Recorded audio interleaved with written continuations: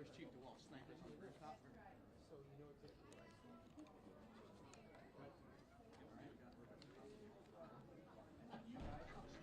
Step backwards. Yeah. Straight on down.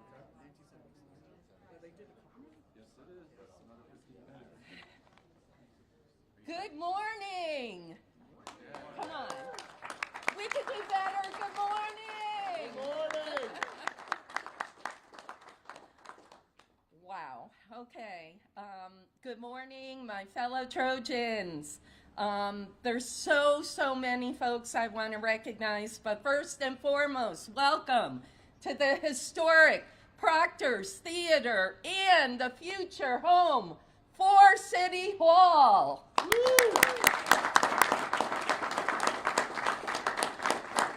This is history, folks. This is history, and we have Devilman here to prove it. Hey. All right, we do it Troy way. So many folks, if I miss you, I apologize, but Joe Nicola, thank you so much, Joe Nicola, and Rich Rosen's here on Joe's behalf. He'll tell you why. Thank you so much, Joe Nicola, Jeff Buell, for saving this incredible historic structure. Thank you. We have Frank Marola with us. Thank you, Frank, our county clerk. We have one of my right-hand men, Seamus Donnelly, Deputy Mayor and Director of the LDC, the Local Development Corporation. We'll talk about that shortly. Joe Mazzarillo, General Services. Where are you, Joe? And with Joe, I won't name them all, I'd like to, because they are critical keeping our city safer, cleaner, and that is our quality of life action crew. Thank you, guys. We have our chiefs here. Chief Salucci Fire. Chief, where are you? DeWolf, where are you? There you are. Thank you, Chief DeWolf. No snipers, right, Chief? No snipers up there. I almost said something funny. Olivia Clementi, Troy Bibb, where are you? Thank you, Olivia. Kathy Sheehan, who's going to talk in a few minutes, our county and city historian, not the Albany mayor, the better Kathy Sheehan. Kathy Sheehan. Sorry, Kathy. I do love Kathy Sheehan. I love the other Kathy Sheehan. He's a mover and shaker here in Troy, and I want to thank him for his partnership, for believing in Troy. Big Christopher. Thank you, Big. We have Justin Miller, also from the LDC. Thank you so much, Justin. We have our council members, critical to moving this forward. Tom Casey, our majority leader, who's working his way here, and Irene Sorrento, District 5. Thank you, Irene and Tom. And we have a really cool local business person with us, and that's the infamous Carm Laporto, who is going to open Laporto's for lunch as part of this deal. We also have a good friend of mine. I know I just have to acknowledge these folks. Steve Babarakis, his family, Puritan. So much history here in the city of Troy. Thank you, Steve. And former Mayor Harry Tatunjian. Thank you, Harry, for joining us. Where are you, Harry? Thank you. Thank you. I hope I didn't miss anyone. I'm being pointed. No, okay. I'm sure I did. I did. Yeah, we'll say Frank Marola twice. He deserves it. But ladies and gentlemen, welcome to the future home, the permanent home for our City Hall. Today marks a defining moment in the proud history of our beloved city.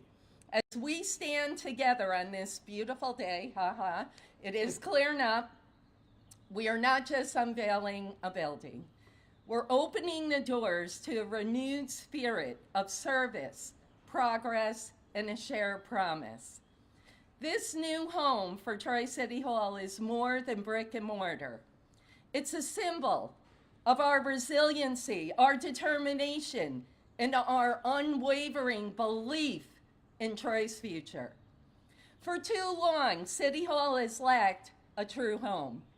But today, folks, that begins to change.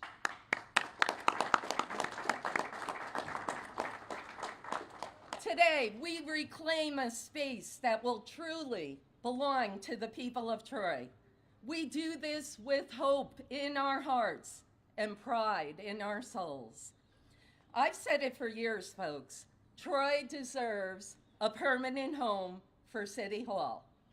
It's unacceptable for our taxpayers to keep spending hundreds and hundreds of thousands of dollars on rent with nothing to show for it.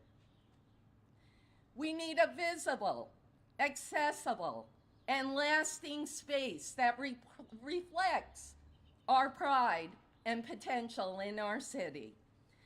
Listen, folks, this isn't just about a building. It's about providing stability, improving services, and finally giving the people of Troy the City Hall they deserve.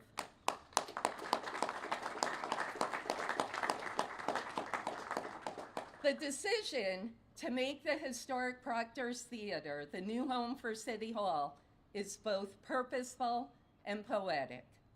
Once a vibrant center for entertainment and community, Proctor's will now be reborn as the heart of our city's government, where voices are heard, decisions are made, and the future is shaped.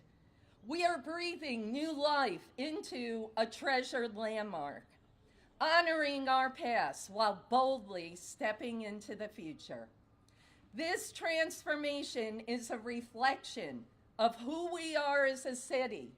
We're resilient, we're visionary, and we're deeply rooted in our heritage.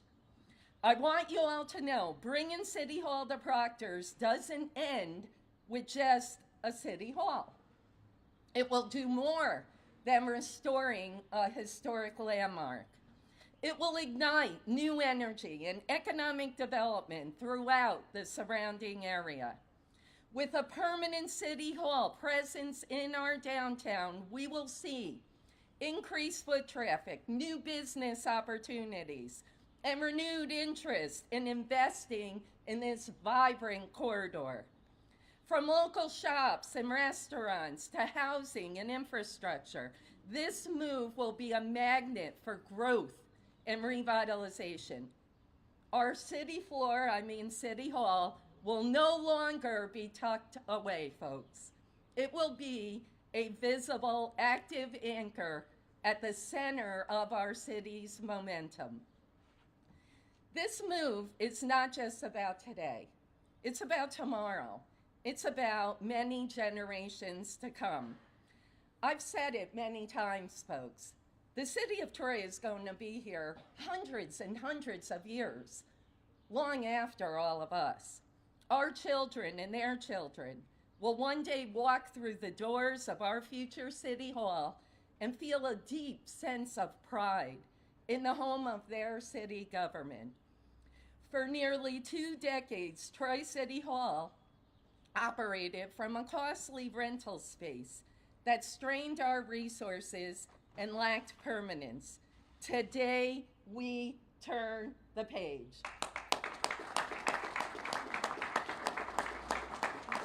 By investing in Proctor's, we're not only securing a permanent home that reflects our values and respects our taxpayers, but it also pays homage to those who have walked these very streets before us. Proctor's Theatre has long been a cornerstone of Troy's cultural and architectural legacy. When it opened in 1914, it became the largest theater in the state. Do you believe that? Right here in Troy. And was once praised as a structure ranking foremost in American theatrical circles. It showcased famous acts like Jack Benny, Bob Hope, and Fred and Adele Astaire, and aired movies like King Kong. For generations, it brought people together, families, friends, neighbors, all under one roof to share in the magic of theater, music, and community. It stands as a symbol of the vibrancy and creativity of yesteryear that we're reclaiming in Troy today. Though its curtains closed decades ago, its spirits never left. And if you walk through there is so much spirit and probably ghosts. And today, that spirit is renewed with purpose and pride. This is a responsible, forward-thinking decision, one that ensures stability, saves taxpayer money, and strengthens the foundation of our city for years to come. As we move forward, we're committed to engaging local stakeholders, community organizations, partners across the city to help shape City Hall into a vibrant, multi-use space. This includes current tenants such as RPI. Kirk Ives is with us today. Thank you, Kirk. And the Chamber of Commerce, Norris Pearson. Thank you, Norris. Thank you. This won't just be a place for government. It will be a welcoming hub for civic engagement, public gatherings, and collaboration. This theater, transformed, will continue to be the place where we come together, reaching with and through our stories to who we are and to who we can be as a city. We envision spaces where local artists can actually showcase their work. Nonprofits can host. Various neighborhood groups can meet, community events, and residents can come together in meaningful ways. City Hall should reflect the energy, the creativity, and the diversity of Troy. And we're excited to work hand in hand with our community to make that a vision and a reality. That being said, we remain fully committed to transparency and public engagement every step of the way. That's why we'll hold public meetings and City Hall staff meetings to ensure not only the residents have a direct voice in shaping where the new City Hall and what it will look like, but as well, the people who work here every day. And thank you again.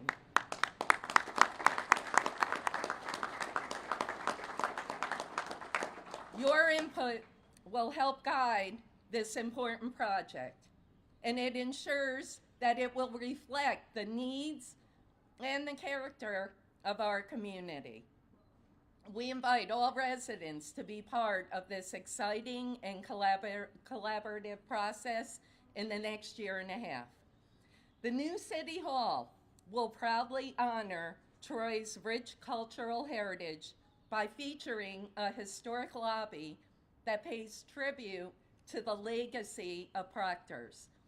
This thoughtfully designed space will celebrate the grandeur and the significance of what was once a beloved theater. It will showcase the history of its performers and its lasting impact on our city arts and entertainment scene.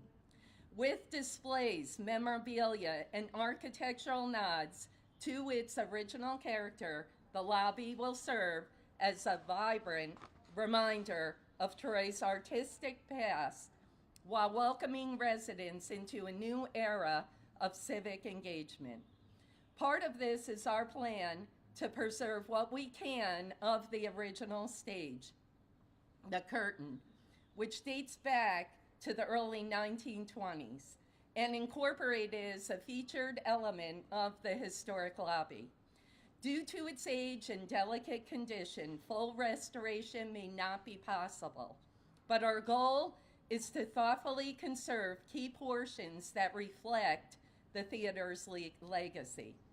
As part of this transformation, we plan to also preserve some of the original seating, even as we repurpose the space for the future.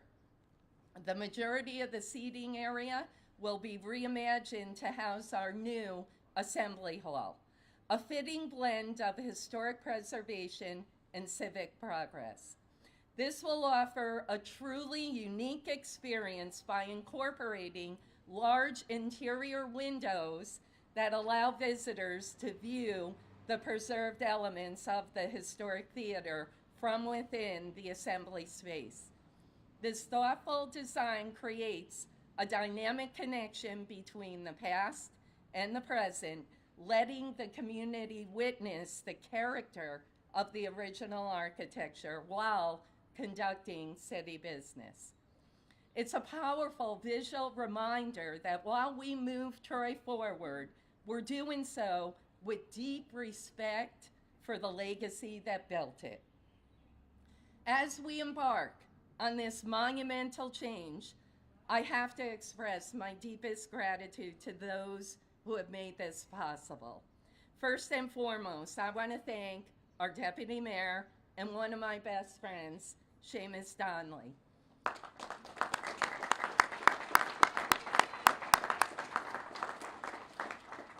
Shame, you've been so crucial, making me laugh every day, of course, in getting this across the finish line. Believe me, folks, this was complex, a lot of hours, a lot of late nights, and a lot of weekends.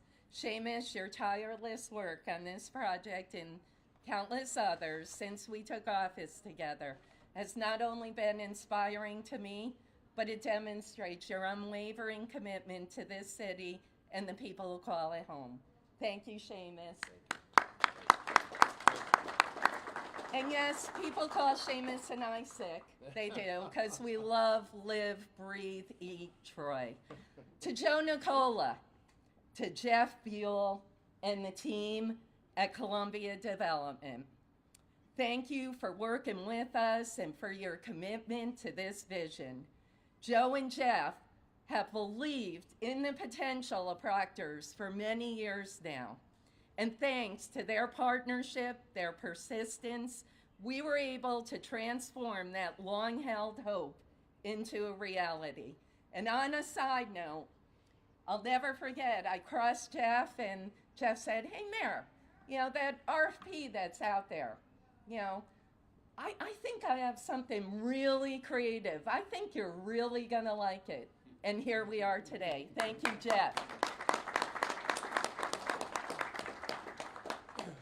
If we were not about to step in to save this iconic space, it's more than likely, I hate to say, at some point, it would have been lost forever. After all these years, I'm sure Joe would agree, this was a once-in-a-generation opportunity to preserve a piece of Troy's history and give it new life. Thank you, Joe, Jeff, BBL, and your team. Thank you.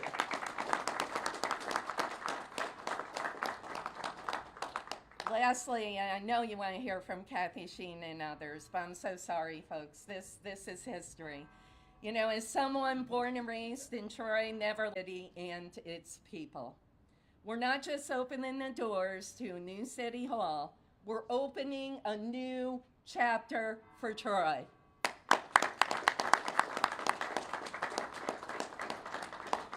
A chapter rooted in progress, unity, and a shared belief in our future. I will forever cherish the opportunity to be part of this transformational moment. It is, without a doubt, a great day to be a Trojan. Booyah!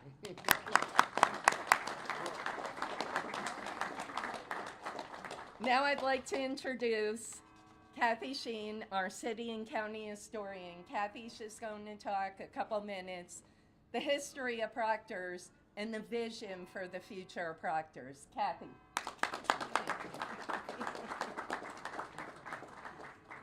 Thank you, Carmella. This is so exciting. I think F.F. Proctor is looking down and saying, holy cow. Well, because when he came in here in 1913, this city was growing at a very rapid pace. And when you just look at the architecture as we're looking across the street, you have a mix already of residential and commercial buildings. And so he capitalized on this. And from looking at this from 2025, what an incredible example of adaptive reuse. I mean, that is what, historians and preservationists, this is what we look for. How do you continually make these buildings work? So let me just tell you a little bit. Our city of Troy actually boasted 15 vaudeville and movie theaters from the late 19th to mid-20th century. Proctor's Theatre was the largest, as Carmella said. His vaudeville theater chain, designed by noted national architect Arlen Johnson. Construction began in 1913. It opened in May of 1914 at a cost of $325,000. So you're going to get that done in none, right? Including construction, right? Seating more than 2,500. Proctor's was luxurious with heavy gilded interior and murals designed by famed area artist David Lithgow. The mural is still in place.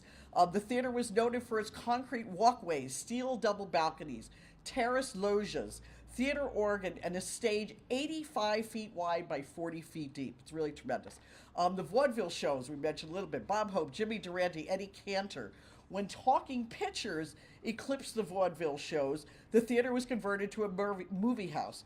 Proctor's continued to show first-run movies until 1977. 2001 Space Odyssey. How many of us were here for that? When the theater closed. In 1979, the theater was one of the earlier buildings placed on the National Register of Historic Places. Now, of course, along with the theater, you already see what has been done with the part of the office building, which everybody kind of forgets that, being done. That also housed floor retail space on the first floor. But I want to just leave you with this one little great bit of trivia.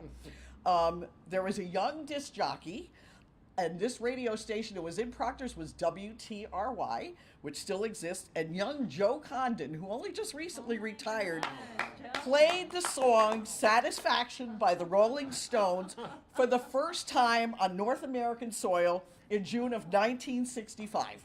So, we got, so there's plenty more. We're going to get wonderful, as Carmella said, we'll be working closely, I'm sure, with this whole interior of the history and lots of other great trivia. Seamus is going to bring the popcorn.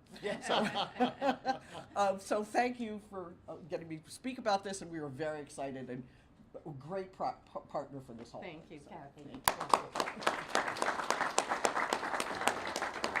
Kathy always, I have the picture, I can see Joe with the, tons of wires hooking in Satisfaction and dancing in his DJ booth. But yeah, Kathy, you're amazing, and we're so fortunate to have you. Next, as I mentioned, Joe Nicola is out of the country, could not be here. His partner, Richard Rosen, is with us. So I would ask Richard to say a few words. Thank you, Richard. Good afternoon, everyone.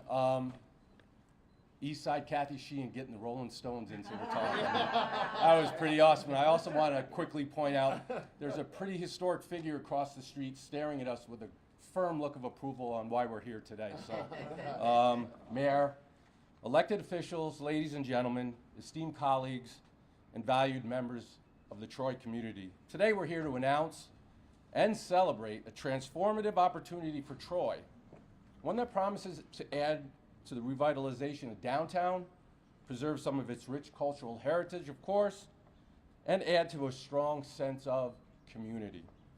That opportunity is the proposal for the City of Troy to move its new City Hall into this historic Proctor's Theatre. In 2011, Columbia Development acquired this property from RPI.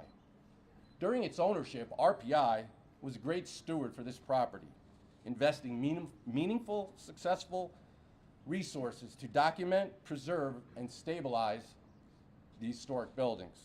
I was just briefly talking to the mayor before, and I was looking through some of our notes from 2011 when we were interested in this property, and there was one note that said Troy City Hall with a question mark. Wow. So this is going back pretty far.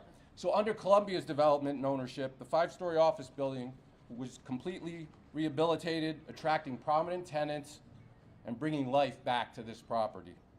Simultaneously, we remediated and stabilized the 60,000 square foot Proctor's Theatre, this very important historic theater. We were focusing on trying to preserve it for the future, and the future's now. Now the City of Troy and Troy Local Development Corporation are taking the next step, building upon this foundation and advancing this transformative project. This is not merely a matter of relocating offices.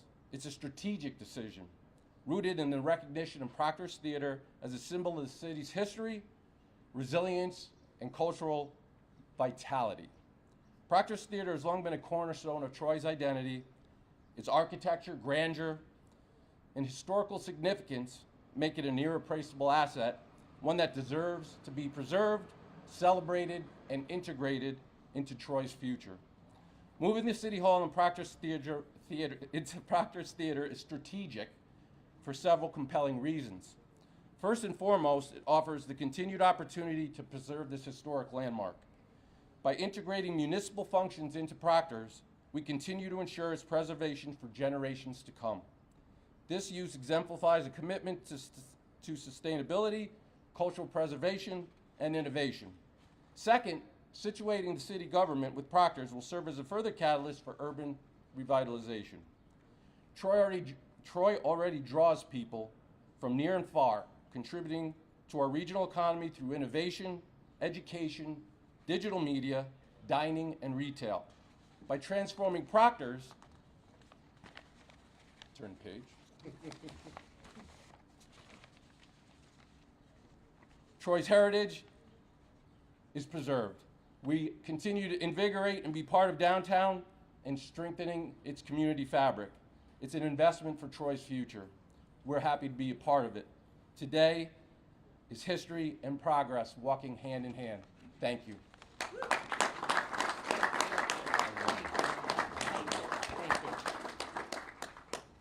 And, you know, as I stood there, I was looking over at this building. I guarantee you that that building will be sold within probably the next 24 hours, 2 weeks. Saying that, saying that though, that will be sold. Come on, man. Carm will tell you. No. Seamus Donnelly, like I said earlier, man, he really helped get this across the finish line. But he is going to speak more right now as the LDC Executive Director. And once again, I want to thank Justin Miller, the LDC Board, for partnering on this critical project. Seamus.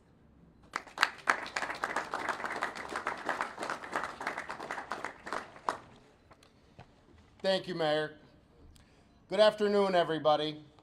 Isn't this great? Honestly, all we're missing is some popcorn, like Kathy said earlier.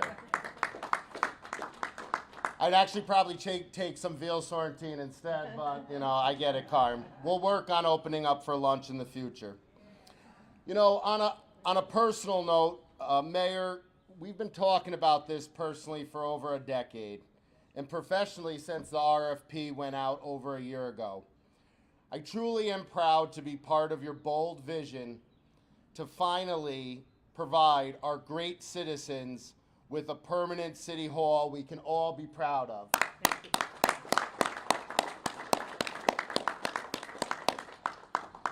Like the mayor said, outside of being your deputy mayor, I'm the executive director of the Troy Local Development Corporation.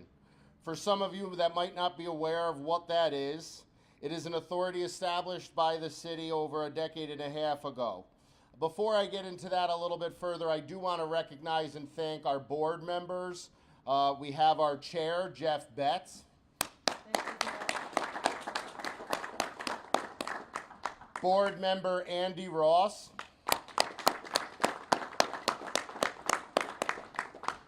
A board member and council member and majority leader, Tom Casey. And, you know, leading up to this, when, you know, we were talking about how can we leverage the LDC? How can the LDC be a part of this? You know, we are fond of getting creative to get the job done.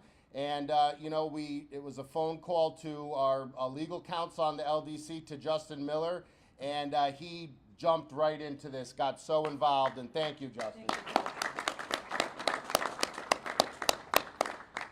On the city side, I'd like to thank our corp counsel as well, Rick Morrissey, for his diligence on the city half of this as well.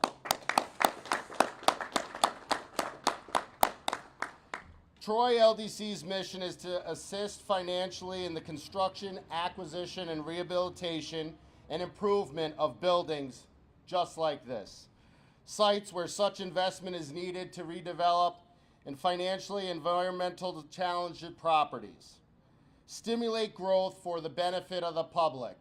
And that's exactly what we have here. Not only are we going to be, a burst of economic development on this block in our downtown, an accessible building, a permanent new city hall that not just serves from an economic development standpoint, but for true public benefit.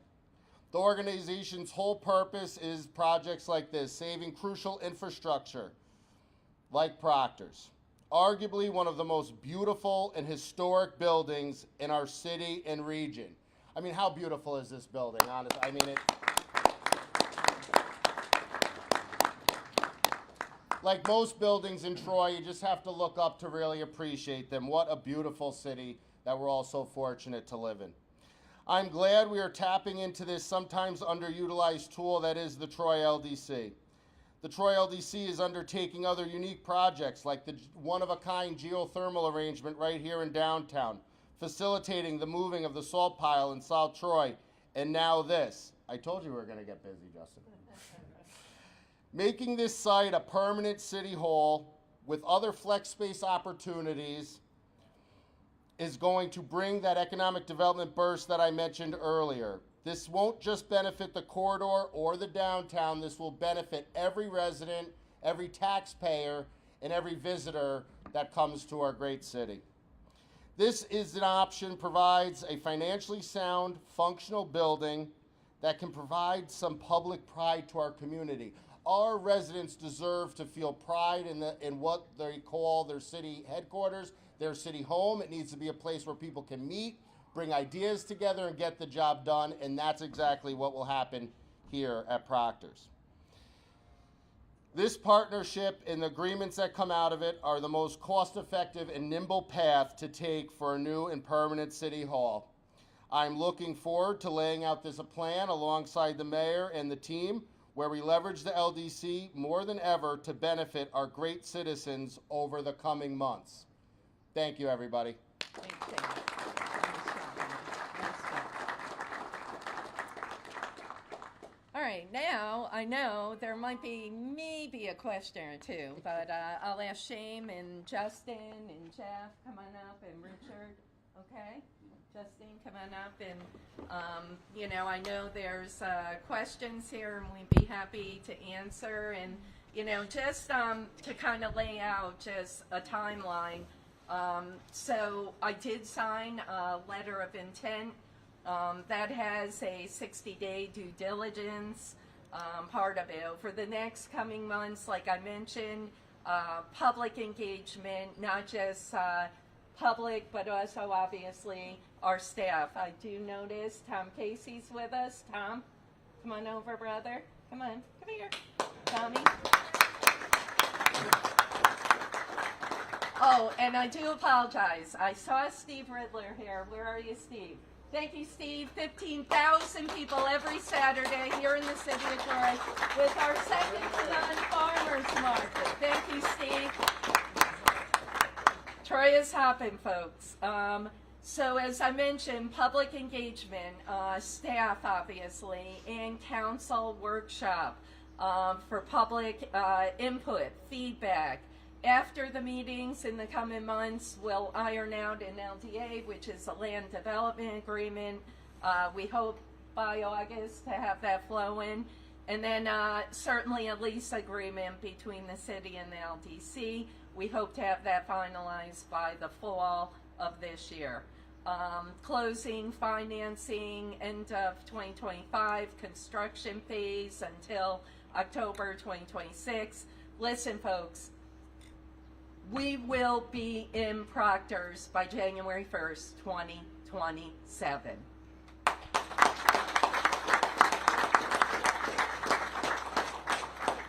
To take a step back also, RFP went out April 22nd, 2024. I did hear, wow, this happened so fast. For us, it happened, it felt like 10 years. April 22nd, 2024. Today is June 17th, 2025. The criteria in the RFP. This checked all the boxes and more. Real estate services are not required but part of the scoring.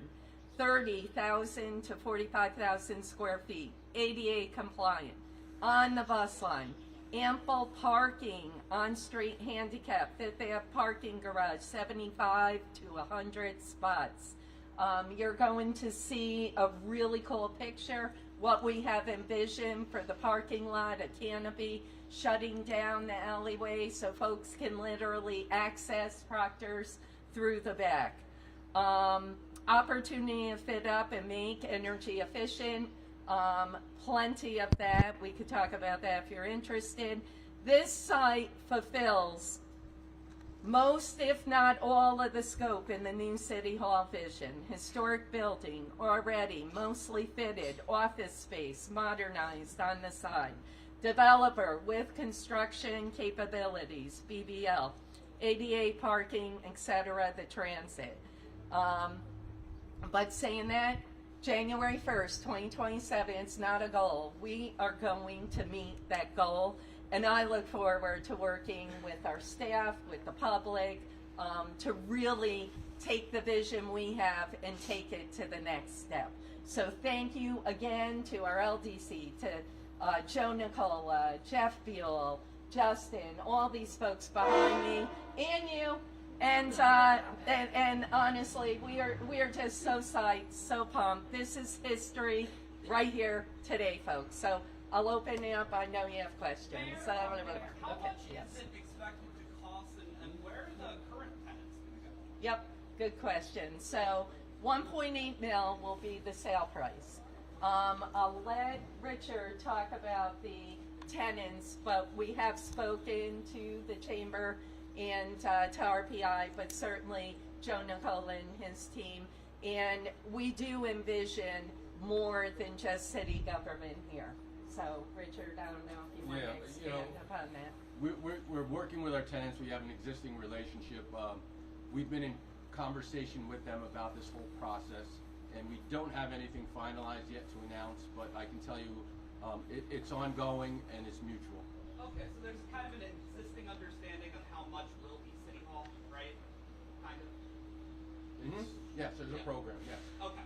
Mayor Mantello, Karina with News 10 here.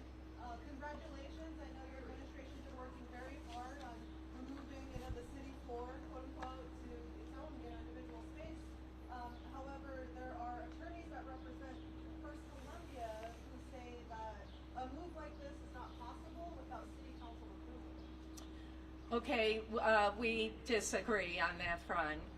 Our corporation council has assured us that we did everything according to that lease. And, I want to take a step back here. Listen, folks, this is tough. It's tough to do business here, not in Troy, New York State. It's very complex and it's tough. And I get it, they're losing a tenant, but we did everything and we feel very confident. If it is to go to court, we feel very confident. We gave our notification by June 1st, and we will be in City Hall, our permanent home here in Proctor's, January 1st, 2027. With this, Lease document in front of me here, and it says in the event that city council approves the new city hall site, the tenant shall be entitled to terminate, which you have, acknowledged that you met that deadline. However, that first part of it. Karina, are you an attorney? I'm I apologize, are you? I've been Our, talking to the attorney. okay, our attorney feels very, very strong. We gave notification, feels very strong per the lease. I'm not an attorney. We rely on our attorney. We will be in January 1st, 2027. Can you just? If I could, I apologize. Karina, the city council has to act on a land development agreement, has to act on the lease, so there will be council action on this complex transaction, but we're very confident. But they weren't been part of the approval process. They wouldn't be. It's an RFP, Karina. So Erica. just like other RFPs, this was according to an RFP. 8 proposals, narrowed it down to 2. We have chosen. We're very confident in, just like any other proposal, this went according to RFPs. Thank you, Mayor, can you Erica. Concerns about asbestos or anything you might find up there that could potentially increase any of the costs? No, that has been mitigated, and if any, will continue to be mitigated. But I'm very confident, Richard. Yeah. I don't know if you. You know, obviously, And it was stabilized. I want to. when you do a project like this, you always find things that you don't expect. But we have a plan in place which will mitigate or offset any exposures to asbestos. So we're very confident there's a procedure and permitting to go through, and we will work on that during the timeline for construction. And we're confident that there should not be any delays. Mayor, can you clarify, is the city gonna buy the property from Columbia for 1.8 million? No, that will be the LDC, and I'll let Justin talk about that. Do you mind? Yeah, sure. Perfect. Thank you, Mayor, and thank you for the opportunity to help in this visionary plan. The plan at this point is to utilize the Troy Local Development Corporation to purchase the property in the first instance. One of the main reasons to tie together the economic development and historic preservation aspects of this. The LDC has assets and resources that can be pledged into this project to lower the cost for the taxpayers, and also work with Columbia and BBL on to answer another question, to utilize a guaranteed maximum price contract to limit the risk on unknowns, and we'll be able to work with them as a partner to control the cost of the project as well. But is 1.8 the expected cost for the acquisition and the renovations? No, the acquisition itself would be for $1.8 million, and the renovation and the build out of the space, which the public will be able to see, and hopefully you guys will be able to take some cool pictures of. Yeah. It's a beautiful space, and it'll be built out in integrated spaces that I think Rich can talk to a little bit better, boxes within a box to facilitate City Hall. But what's the estimated cost for the renovations? We have a rough budget now based on programming, and that will be influenced with the public input that the mayor talked about. We want to integrate with the public and get their voice and their vision on what's going to be programmed in the space. Okay. The exact estimates right now are around $8 million. And the LDC will pay for that 8 million? Through a financing, that's right. Can you also just clarify the layout or the build out? I'm a little confused, like the old stage, the auditorium. I don't really That's right. understand. Right. I'm not an engineer. I'd rather Rich step in Yeah, on that, sure. but it's a truly It's- wonderful plan. Yeah, could you explain a little bit, Rich, about that? And just to jump in, I didn't either, Mike. You know, I'm not an attorney. I'm not an architect. I try to be one from time to time. I'm kidding, but what you're going to hear, it's so creative and no pun, out of the box. So Yeah. take it away. So basically, you know, we've worked with coming up with a scope and some budgets preliminarily to go through and size the potential purchasing, the financing, and the end payment to the city of Troy. In the meantime, our architects have worked with the mayor and her staff on designing what are the requirements that would need to go into the theater. Now, the theater, being historic and has a very unique layout architecturally, will get incorporated and will get avoided by building boxes within the theater to provide modern, new space. So the extent of what is going to be preserved is detailed in our plans. I don't want to confuse people by trying to explain it right now, Okay. but those documents will be made available soon. And Rich, can you just clarify, are the existing tenants going to be displaced? Are they going to have to move out? Yeah, we talked about that. We're working with the existing tenants right now But on those relocation offices plans. are where city government offices will be eventually located, right? Correct. Okay, thank you. Channel 6. Do you have an idea of how much money this will save taxpayers further down the line? Absolutely, yeah. We have estimated, first and foremost, we, as folks know, are paying well over $700,000. That includes our CAM charges, taxes, utilities. Our base rent is $435. That would be subject in the lease right now to an annual 3% increase. In 10 years, you're looking, with the base rent and the other CAM charges, etc., if they don't budge, which obviously they're going to, you're looking at well over $1 million. saying that in 20 years. So one of the things, obviously, in our present home, it balloons every year. With this, it will dramatically decrease each year. It'll be So- level for the first few years and then decrease. $1 million over a certain period of time? Okay. Correct. 10 years?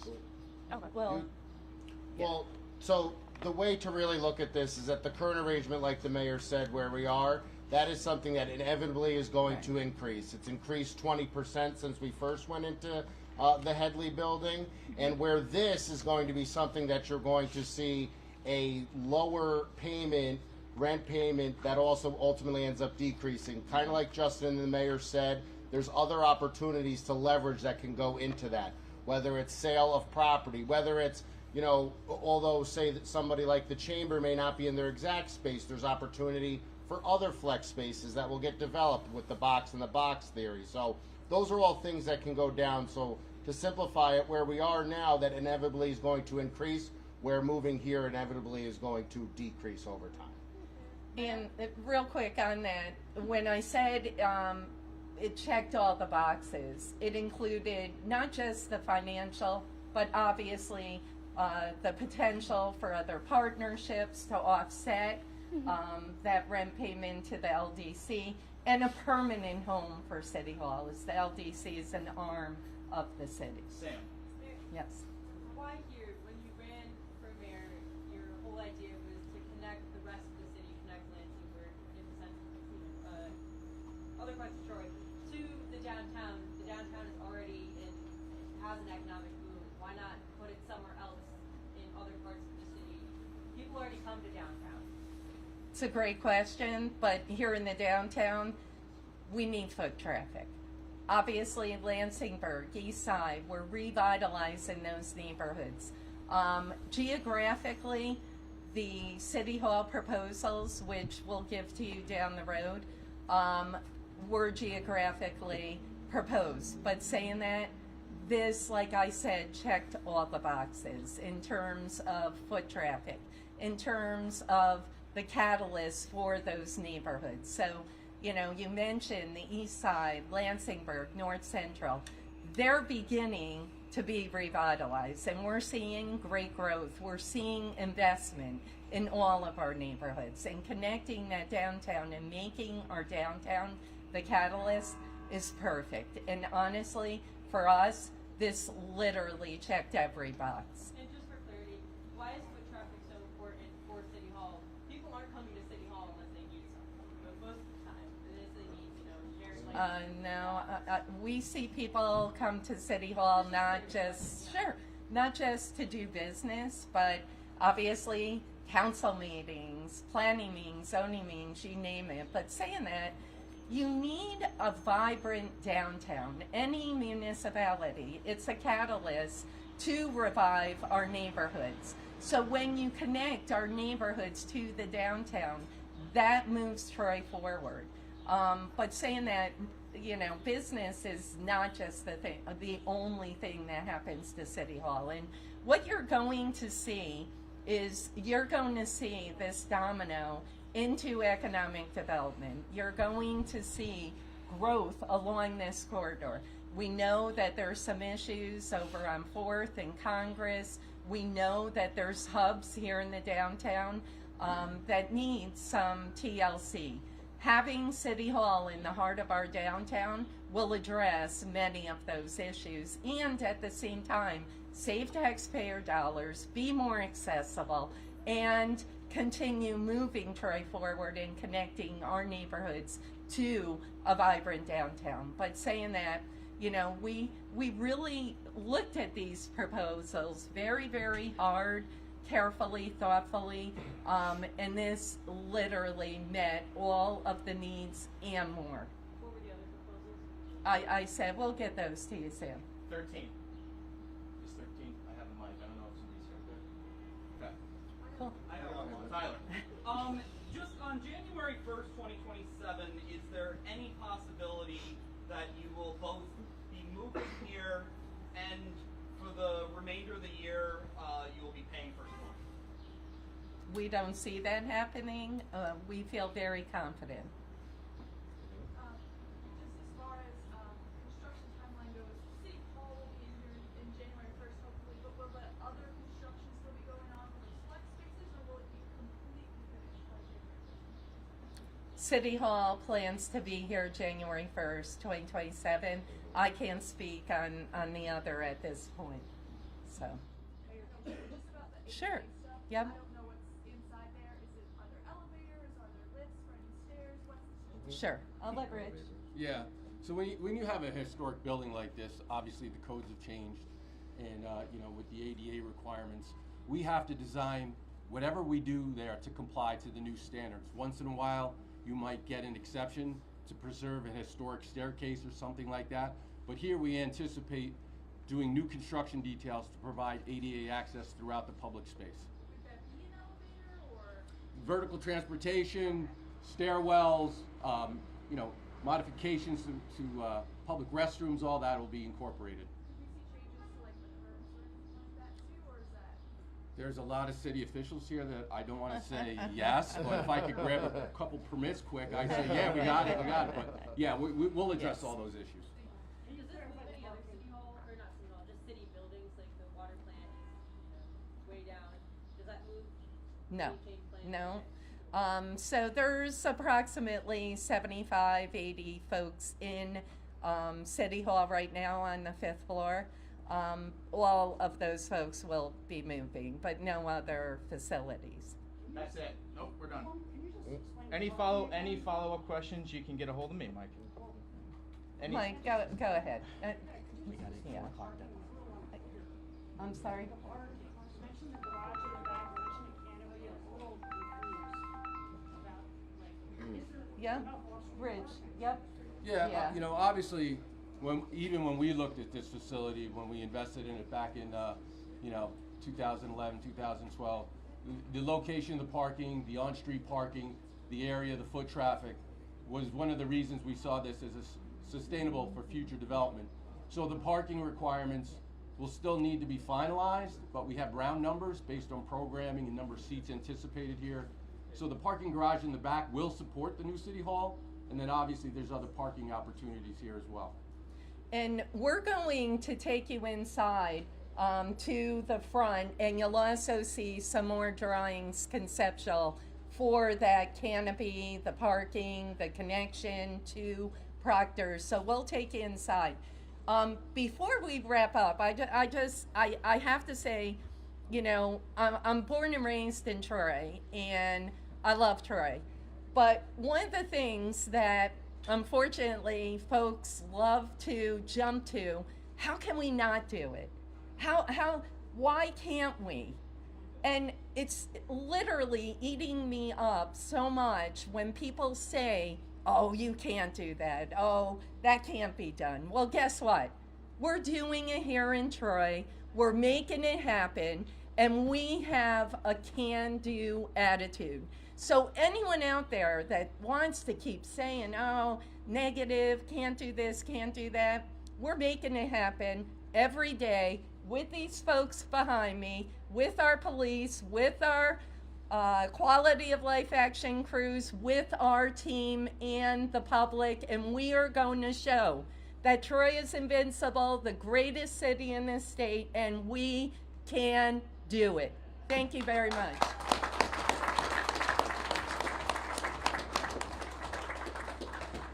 Folks inside. Yep. Let's go in. That's the fun part. I need you for one. Mayor. Need you.